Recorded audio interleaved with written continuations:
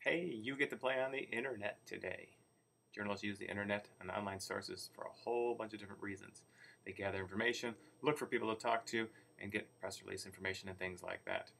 But you can't just use anything that you find on the web.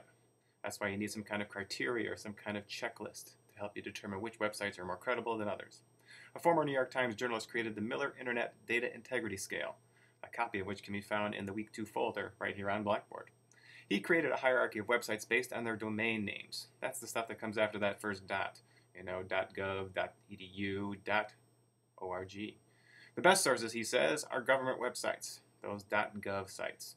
The government gathers information on everything, and as a journalist, you're free to use that information as long as you credit it to the website and the government agency, such as the FBI or the Census Bureau. And those are two sites you're probably going to visit for the next assignment when you look at the computer-assisted reporting workshop. So that's a hint. FBI, Census Bureau. You're probably going to use those. Cities and states also have a great deal of information you can use from their websites. You also may find that the state of Michigan website might be something you want to take a look at for the assignment that's coming up. The next levels are sites with edu. Some Madonna.edu, MSU.edu, UMich.edu, Harvard.edu. All these university sites and educational sites have a great deal of information, studies and reports and experts who are there and available for you to talk to and find information. So again, as long as you give credit to the university and the person that's doing the report, you should be fine with that. The next sites are .org sites. Keep in mind on these, though, that these are very biased or one-sided. So if you're looking for a balanced view about gun control, the National Rifle Association site is probably not one that's going to really work for you. All right? But to get a one point of view, to get an advocacy position from the American Cancer Society or some stem cell research group that's really looking to boost the use of stem cells, these are good sources. They issue a lot of reports and studies, and they have excellent people that you can talk to who will be available to help you out.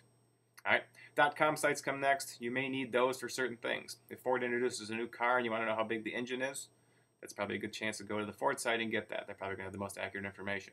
But use those sparingly and only as a last resort if you can avoid and find something else. Remember, you don't want to use sites that have already been published from some kind of organization. So you don't want to go to a news site or CNN and use information gathered from them. Go to the source. So if CNN used a study from the government or from the Freedom Forum about First Amendment rights, go to the Freedom Forum or go to the Census Bureau to get the study that they conducted. You want the original report. That way you can look at it.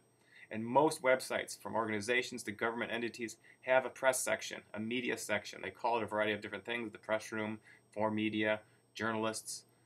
Use it. They have press releases and databases and things that you can search and use as a journalist. All right? So do the exercise and turn that into me. That's worth some points for your final grade here in this class. And good luck with this.